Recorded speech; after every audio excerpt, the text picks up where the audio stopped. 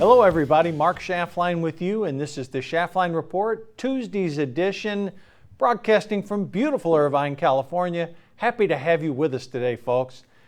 Hey, my special guest and longtime Schaftlein Report compadre, Joe Visconti, is with us today. Joe, welcome back to Schaftlein Report. Happy to have you here. Thanks for having me, Mark. I'm excited. Today's going to be great. Hey, my goodness, I got to tell you something. It seems like every time you're on, crazy news comes out, and today is no different. I mean, Joe, poll after poll of Americans, they are abandoning the radical Democrats. Give me your take on what's going on, because right now in this country, 54% of voters say that Biden is responsible for the division in this country, and all the things that the American people want, he's governing against the will of the people. Yeah. You know, I live in a very Democrat town in Connecticut, but I have a lot of friends that are Democrats, old-timey, and many of them, I've been polling them randomly. Tell me, corner them in the supermarket. And what they're telling me when they finally open up is we just never could believe. We knew Joe was always clumsy with words or whatever, but nobody ever expected this. They can't conceive of for them, it's the intentionalism of the actions of his policies, that he's intentionally doing these things. They know he's intentionally doing. They don't know what to do. They just never thought it would be this. And so they don't know what to do. They're without words. They're not just running away from him. It's the fact that he had as many, I guess, gaffes and ways that Trump has on the right. They're those kind of guys, whether you like it, this one, you don't like that one. But so their likability for him being a clumsy politician all these years, I think he's worse than that. But in their mind, they never thought they'd get this. They thought they'd get some, maybe a little left of center, but he was pretty center Joe. Gas is killing them, the price, everything. And they can see it, the thing that I'm hearing, because I'm pulling teeth with them. Tell me what's going on. I just really want to know what you guys think. And it just made the mistake of they didn't know what they would have done in hindsight. It's just they can't believe that the policies are so intentional from the border, everything we know. And and they keep saying it was intentional. We know there's no you can't cover it. You can't cover any of the decisions. In fact, we all know that there probably isn't one move that Biden has made that he could have made better to destroy America. Every move is like a chess game to destroy the country, and everybody knows it's intentional. That's what's sticking in their craw. Joe, is that anecdotal coming from Democrats you speak to, or both Democrats and independents? Only Democrats. I've been polling Democrats. I do a lot of, I'm right wing, but I do a lot of charity and a lot of different things, and people know that no matter what, I'll always, especially when you run for office, you've got to reach across the aisle. So I do a lot of old JFK or old guard Dems, even if they were my age, 60, 55, that I know are not radical lefties who couldn't swallow Trump, but they never saw this coming. They couldn't conceive that this would happen. Right. They wanted Trump out and all that, but they could not conceive that this would happen. 10, 11 months into this, that everything we know. Well, here's how voters feel about Biden and his party. Horribly incompetent, deeply divisive, and controlled by the radical left. I mean, Joe, that sort of summarizes what you're talking about here. Yeah, there's a lot of, it's not remorse, because you have remorse when someone makes a mistake or this or that, and it's always today with microscopes and telephones all over everybody, and that someone's going to make gaffes or whatever. But it's really, and I think that's the thing for all of us, it really isn't Trump, but we're getting to see Trump's policies, or even conservative or common sense policies that he had put in place, every business owner would do, that we're all getting to see from any age group up. This is nuts. Yeah. And they don't know what's next. That's the other thing. They're afraid of what's next. They don't know what he could do, what kind of harm can come next. So there's really uncertainty and just a lot of fear, because if gas continues, if there's a food shortages, and never mind going to the mall and buying stuff you don't need. If it starts to reach into the homes where the safety net can't help us, I'll give you, for instance, this is very important. This is kind of news, and I'm not going to knock U-Haul, but I was looking to rent a U-Haul this weekend to bring my daughter back to Manhattan. She's moving back to the city. She came home for COVID. And beyond your, listen to this one, Mark, beyond your, and it has to do with what we were saying here today, beyond your license and credit card, now U-Haul policies two of the four following things you have to prove to them. Number one, you can bring a passport. Number two, your rent or mortgage. Number three, they will call one of your friends, or number four, one of your family, and they have to be there to answer the phone to prove you are who you are. Those are four new U-Haul policies. I can only think it's a million plus illegals coming in renting U-Hauls or whatever. For U-Haul to do that, identity is really, really important. I was off the subject for what you're saying, but your security is now becoming it's right on the corner to U-Haul station. Oh, there's no question about it. I mean, here, the issues in a recent survey, this is what voters care about. The biggest concern out there, and again, this is going to break all the liberals' hearts, it's not COVID, it's inflation. And I'll get into that a little bit more in the show when I talk about what Jerome Powell said on Capitol Hill today. Second issue was COVID. Well, Biden came into office promising, I mean, inflation wasn't even on the radar screen when he came in because it was very low. But again, his policies of passing a $1.9 trillion COVID relief on top of the money that had already been spent in 2020, plus these supply chain disruptions, bang, now you have inflation that is not transitory. It's real. COVID, he came in promising that Democrats were going to be able to handle it. No, it hadn't gotten any better. The mandates have made it worse. That's issue number two. Crime, issue number three that voters care about. I mean, that goes hand in hand. Now, it's no one likes to see people get murdered. Obviously, that's horrible. But it's happening all across the country. Now you add in the smash and grabs. Department stores can't stay open because of this. People are looting. Illegal immigration. They're doing nothing at the border. I mean, people see right through it. Nothing happened down there. Drugs are piling into this country. The number of people that OD on drugs, Joe, off the charts. And then finally, the indoctrination that Democrats claim was not happening in our schools is happening in our schools. You go down those issue by issue. Inflation, worse than when Trump. COVID, about the same. Crime, way worse. Illegal immigration, way worse. Drugs, way worse. And indoctrination in schools has been exposed. I mean, Joe, those are what people are going to vote on. They are, and this is another. As you pop those out as the national trends, I'll tell you some of the trends I just told you about U-Haul. Let me tell you another little grounding trend is catalytic converter thefts. It's all over TikTok. It's all over the Northeast. I don't know about California, Florida. They're pulling up in the risk to jack up a car to cut with a Sawzall, cordless Sawzall, a catalytic converter for $300, $400, $500, $600. Even if they're worth 15, you're not going to get 15. To do that kind of activity for that kind of what does that say? Beyond theft, what does that mean that it's epidemic on catalytic converters? I know it sounds crazy, but you start looking at all these little basic crime, beyond heavy crime, looting, stealing, panhandling on every corner. We're sinking into beyond a third world nation, and it's everywhere. And so the media or whatever we're talking about is masking it, but we're seeing it on the street corners. And I live in still Connecticut, California, and Florida are getting much more because it's warmer. But what's going to happen to us as that list that you ran down in the next 3 years under Biden? What's going to happen as the crime soars, as the police back away, as the illegals come in and maybe try to rent cars or U-Hauls? There's a million of them or more that they caught that they know of this full year. Yeah. So we probably have $1.5 million to $2 million. There's no telling. It's mounting. It's mounting. There's nobody in charge, and I think that's what you're talking about. The voters, they're afraid of will voting matter? Well, that's right. I think where we are now, because if it doesn't matter, they can't change anything. Well, they can't. Well, to echo what you're saying, Joe, I mean, look, a federal judge has struck down a vaccine mandate on healthcare workers. Okay. What does Biden do? He imposes vaccine mandates on people. Look, so many people quit their jobs because they're just not going to be forced into it. But a judge has basically said we're not going to force healthcare workers to get a vaccine. It's unconstitutional. Judge said that. And then you were talking about the border. President Trump had a remain in Mexico policy. It worked. Now, a federal judge has imposed a restriction that will put that policy back in place. Okay, and here's a typical situation, Joe.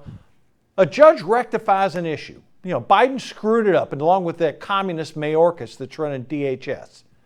Now what do? They're appealing the ruling.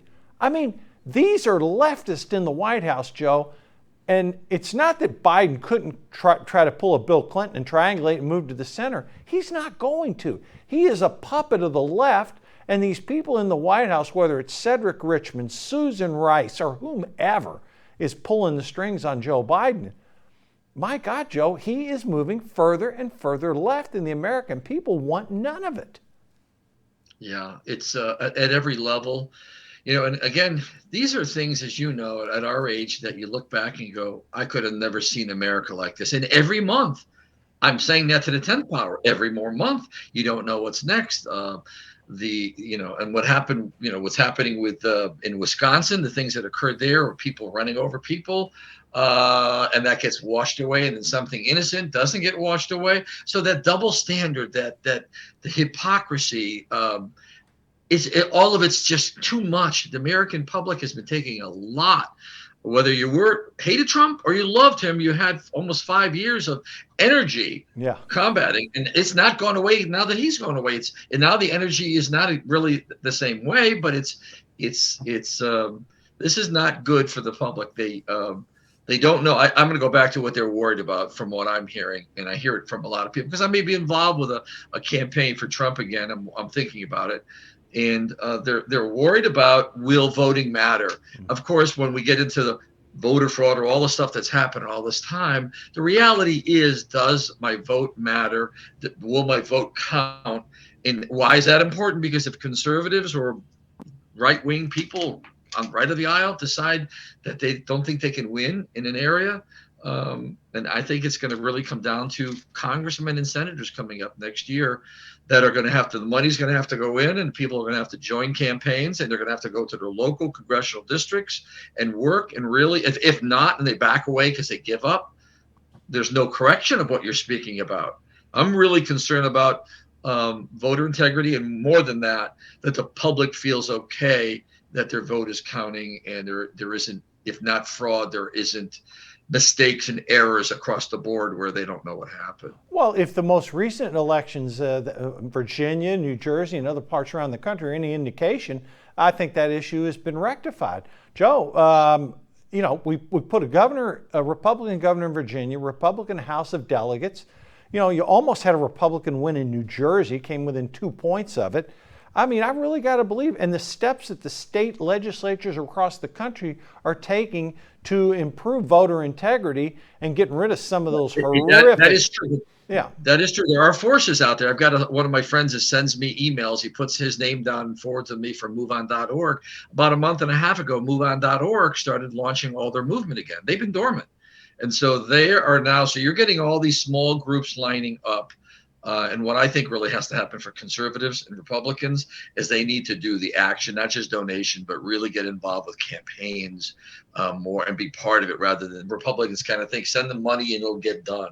It won't get done this time. It's going to be money and participation in your congressional races and your Senate races, especially in key areas where you think you can win, because the Democrats do a better job of not just getting $2 a week from their supporters, but they get them on the ground through the unions and et cetera. So when Move On started to operate about, I'd say 60 days ago, I got the emails coming in. They haven't been coming.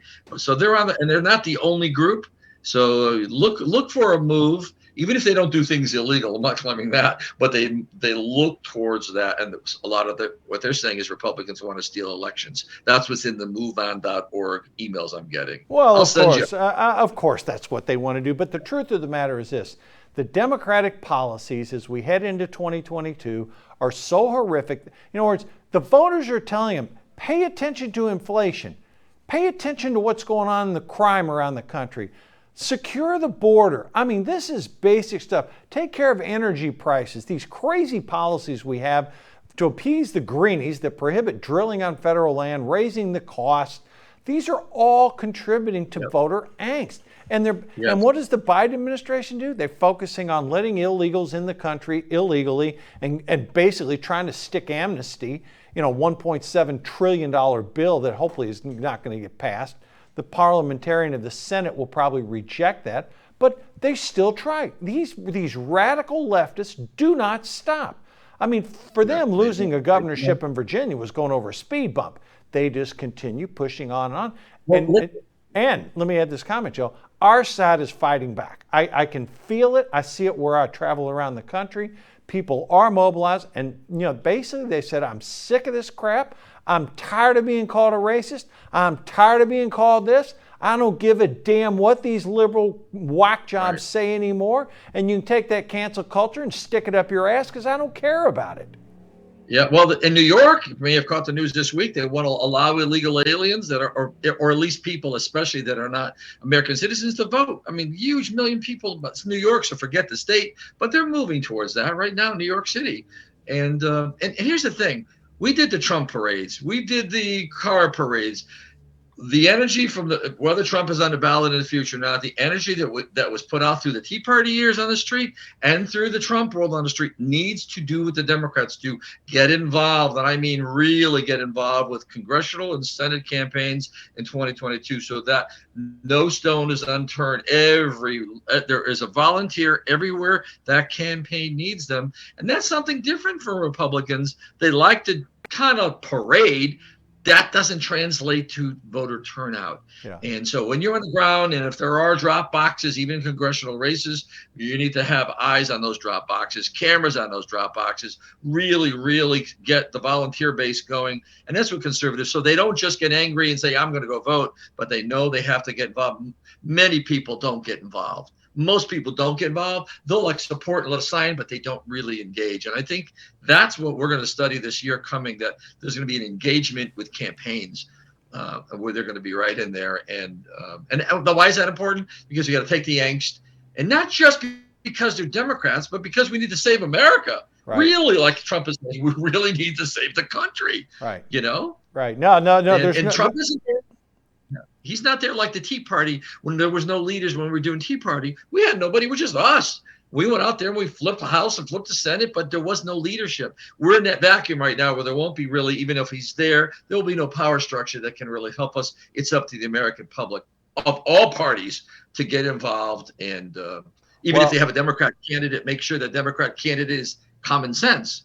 Well, as we head in towards, the end of the year, a big deal is going to be if this Biden agenda can get passed. It's questionable right now. There are debates internal within the party on energy policy, on tax policy, on social spending in this bill. This bill's a monstrosity. You and I know it. Hopefully it gets whittled down, and hopefully it never becomes law. But with Democrats controlling things, Manchin can use his power, as can Sinema, to really put the knife to it and cut out what they don't want. But again, you were in a situation where the country has $29 trillion in debt. They're getting ready to McConnell's going to force the Democrats to go it alone on increasing it, because they're going to have to vote to increase that debt limit while they're trying to pass almost $2 trillion in more spending. And people are feeling it. I mean, they're filling up their gas tank. They're going to the grocery store. Everything, housing, it's up almost 19% year over year. Joe, people are really feeling this stuff. Hey, we just, with the gas is over $3.20 a gallon. I'm sorry, not gas, diesel. Number two heating fuel is $3.15 right now. My friend just filled up a 275-gallon tank. You do the math on what that costs. Almost $1,000. That's one tank. That's not getting you through the winter. And so I got high efficiency gas I converted to, but we're in the north.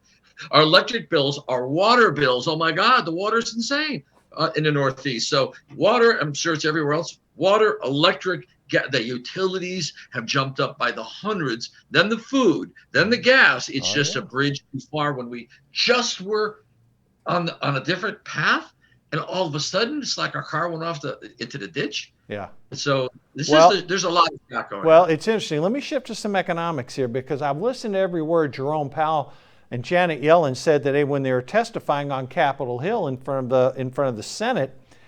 Look, the Fed admitted today that don't keep using the word transitory, because Powell basically admitted the Fed was wrong. You and I and other conservatives on this show and others have been saying this for months. And finally, the Fed chairman admitted it today. And when questioned about, well, look, if inflation is running at the level that it is, which is north of 6%, and unemployment rate is down under 5 at 4.6%. Why are you continuing to buy, all this quantity of bonds on a monthly basis? Yes, they tapered in November. Through January through October this year, the Fed was buying $120 billion a month. Now they're reducing it $15 billion a month. They cut November down to 105, December's supposed to be 90.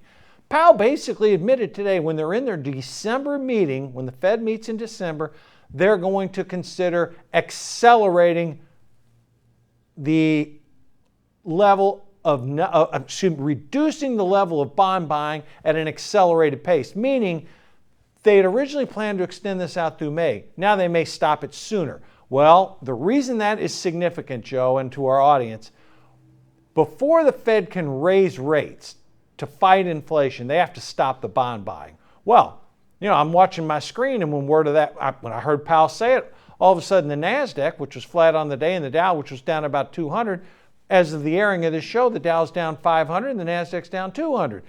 Investors fear higher interest rates, and they basically say, throw the baby out with the bathwater, sell. And we're in a situation where the Fed has basically admitted they were wrong on inflation. Powell said it's going to be with us longer than we had expected. And now I'm sitting there saying, finally, maybe someone's listening. And then senators were asking, Powell couldn't comment on the Build Back Better bill, the $1.75 trillion monstrosity, because the Fed doesn't talk when a policy is in debate.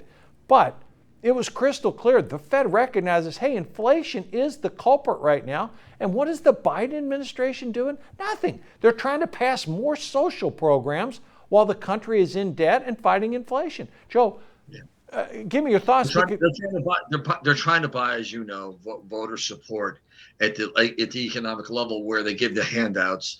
I talked about the two arms of the Democrat Party, the permanent welfare class and the government union complex. Those two are the drivers. And if they can give out infrastructure money to them and call it not just roads and bridges, but bring it to social sphere, and they give out more handouts, this is what they're trying to do to keep their base in place so he doesn't dive even lower than 35. The numbers aren't, I don't think he has 35% approval, even though that's what the polling is showing. I think those are maybe it's just a base that's answering the questions. And it's not necessarily about him. Where do we go from here, Mark? Mm-hmm. Are we going to be paying? You're in California. The show's coming out of California. Yeah, right. We're broadcasting from $5, $6, $7. Gasoline out here right now, Joe. If you get regular unleaded, it's $4.75 a gallon. Premium unleaded is $5.15 here in Orange County. Some places, the cheapest gas you can get is about $4.25, $4.35 for regular unleaded at a cash, where you got to pay cash only, no credit card. The average price in Orange County, where we're broadcasting from, regular unleaded $4.75 a gallon, premium $5.15. Yeah. And where does it go? There's certain parts of the state, Joe, where it's $6 a gallon. Yeah. So where does that go? Because, and again, not to be doom and gloom, but this is exactly why we put Trump in. We put someone in for policies that were common sense business leader. People know what to do. And again, I'll repeat, just about you could have made better moves than Biden did to destroy this country, to dismantle this country, take the guardrails off, destroy the justice system, destroy the safety net everywhere, because the illegals will be taking the safety net. And it's systematic. It's being done on purpose. I keep going back to that. Of course it's being done on purpose. You couldn't screw it up this way by accident. Yeah. So you believe that you have anti-American forces that want to destroy our country right in the White House. Obama did many things. We know he probably liked the divorce, but he didn't do that. No. They wouldn't let him go there. No. And the forces that are behind Biden right now, they don't care. There's no faces to them. They can do what they want because he's a Mr. Potato Head sitting out front. So they got a Mr. Potato Head. They can do what they want. There's no accountability. There's no responsibility. And the media is just covering for it. Well, the media is part of the problem. The media is the propaganda arm of the Democratic Party, and they're covering everything from the horrific terrorist attack when that guy up in Wisconsin drove into the parade. That was a terrorist attack. Let's call it what it is. He was trying to kill people. And again, we didn't even talk about this. The scumbag was out on bail. He shouldn't have been out on bail at all. He should have been in jail. But no, bail laws, we talked about this extensively on yesterday's show, have been weakened all across the country, and it's caused crime to escalate. But look, there are some things happening here. I mean, look, that was a big deal with Powell on the Hill today. Now, let me share this with you too. While Powell was talking reasonableness, the Treasury Secretary, Janet Yellen, is trying to pitch Build Back Better. She knows better than to tout this bill, but she's Biden's Treasury Secretary until she's going to support it. Look, she's a San Francisco liberal, and she was at one point Federal Reserve Chairman. She was replaced by Powell. Now she's back as Treasury Secretary. But look, anyone that can support all the social spending in this bill while the economy is at a level where it is, it's not going to work. You and I both know it, and as that message gets out all across the country, people are feeling the pain and they're seeing it. Now, what do I think make things better, Joe? I think the administration, they will hit rock bottom at a certain point, because you've already started seeing, politically now I'm talking about, Democrats saying, well, if Biden decides to run and his poll numbers are still down here, we're going to come at him from the left. Wouldn't shock me at all. Your thoughts? I mean, 2022, how do you see it? Do you think we're going to take back the House at a big number, the Senate? Give me your thoughts. I had Boris Epshteyn on one of my shows last week, I'm sorry. And his number count for how many seats we're going to take in the House is 85. That's what they're looking at in the House, 85. The Senate is really the place that we need to focus and find those seats that are the best to be able to take over, because we need to take at least 3 seats. We need to buffer against Romney, Susan Collins in Alaska, if she gets in. Murkowski. Yeah, but again, 90% of the time, Romney and Murkowski and Collins vote for whatever McConnell wants them to vote. Well, it's just we need to make sure we have enough so that there's no split or waiting and begging the Democrats to do something. That doesn't mean, this is important, as you know, this doesn't mean when we do take them both over. I was there working on the ground when we took the House in 2010, 12, 14, and then we put Trump in finally, and it takes that voter outrage. But we will have 2 years of Biden not signing a damn thing. Executive order city, lawsuits. And if so, on top of the inflation you're addressing, we're going to run right into stagnation where we won't be able to get anything done. And since he's out of his mind half the time, and who knows who's running him, if he's still in office, I predict he's out of office this year for one reason or another. He puts in a year. And I don't know if it's Kamala, but I see the jockeying that they're doing. And I saw people say, oh, it's crazy, conspiracy. No, I really think his health and a variety of things. And they don't think they can win with him in 20. They don't want to give up 85 seats. No, 85 is an astounding number. I've heard anywhere from 40 to 50, maybe 60. Yeah, no, they've got 85 in it. No, Boris is on Bannon show all the time. Yeah, right. He's Boris. In fact, I'll give him a number, get him on your show. Yeah. Because he brings some really good data. I worked with him on CNN. We were on together at the inauguration. Boris and I spent a lot of time together at the beginning. And anyway, he's an insider that kind of knows and hears what's going on in the inner circles. Yeah. But that doesn't mean when we do take this, we will take this country back and stop it. But if somebody reasonable isn't in there, and they don't have anyone reasonable. They don't have Buttigieg. They don't have Kamala. There's nobody reasonable that could do the work. It's all the lefties. Yeah. And so our problem for the country is inflation goes to the roof and Jimmy Carter taken out, but that we then have the House and the Senate, we can't do anything. Well, I'm a little more optimistic than you are. I really think we're going to win the House comfortably in 2022. I think we're going to pick up 4 or 5 Senate seats. I really believe that's going to happen. And I think the country will get on the right track. The question is the damage that Biden can do between now and, frankly, the midterms. Midterms are still a long way away. They'll be campaigning next year. But, over the next 30 days, he's going to try to push that Build Back Better bill. That may maybe go into January. But Biden's still got time to damage the country. And hopefully, Joe, we can thwart that and get this country back on the direction where it needs to be. Yeah, we need to get the GDP. We need to get back where we were with Trump. And it's not just pre-COVID. It's where we were under the policies that he initiated. And this country is an engine. The other thing is as you know, all the cargo ships off the West Coast. That's telling us something. It's getting We a need little to start. better. A little We better. need to start really building and making in America. What if we really had a problem from an earth problem with tidal waves or earthquakes or God knows what kind of disaster would come? Do we really want to be subjected on a lot of levels to, I don't care if it was China or anywhere. So this country really needs to think about bringing manufacturing back here for the most important things we need more and more and more. That should not be let go. And I worry that's been stalled after Trump was out. Well, the good news is some major semiconductor manufacturers are building plants here in the U.S. That's going to take a little while, though. But I saw that. I think people recognize that. And hopefully, look, here's a big issue that we still have. And I honestly, the Fed chairman he didn't have an answer for it today either. Someone in Congress said, Mr. Chairman, unemployment's at 4.6% right now. Okay, you've got inflation running 6.2. But we still have 9 to 10 million job openings in this country, and the labor force participation rate will not budge. How can we fill these jobs? Because you're not going to get back to full employment and an economy really hauling along until you get more of these people back to work.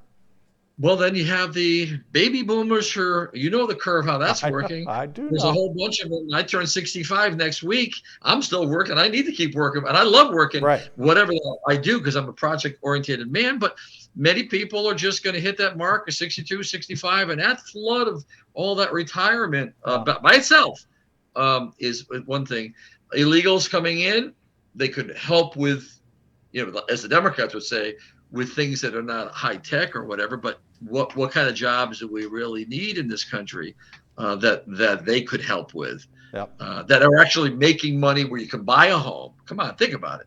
You're making $8, $9, $10 an hour. You want to buy a home? It's going to take years to. You can't hire anyone for $8, $9, $10 an hour. You're paying $20 if you're lucky. Well, come on. What I'm saying is, those days of 8, 9, 10 are gone. Oh yeah, of course. So you couldn't buy a house on them. So now you're into big numbers. For anything. Yeah. And then people are hearing that and like, you know what, if I don't get $30 an hour, so there's a shock to the small business owner who just got shut down, and now they're like, what? Yep. I got to pay everybody what? Yep. How am I going to make a spread on this? Spreads are tightening. All right, there's a lot of readjustment. You got a minute left, Joe. Give me, how do you see things planning out the rest of December? How do you handicap it for me? Well, I think I just picked up something where they're trying to push the emergency bill the next 3 days with Schumer to get it past the Senate for the national defense. Mm-hmm. They're trying to get that done. And so Mitch McConnell will most likely yield and go with it because he always does that. The only good news about McConnell is that truthfully, you don't want to go there. And so they know that. The Democrats know that. So I think you're going to see Manchin doing a lot of hatcheting, as you mentioned earlier, and I think he goes along, and they're going to borrow the money. The country's going to move forward in January.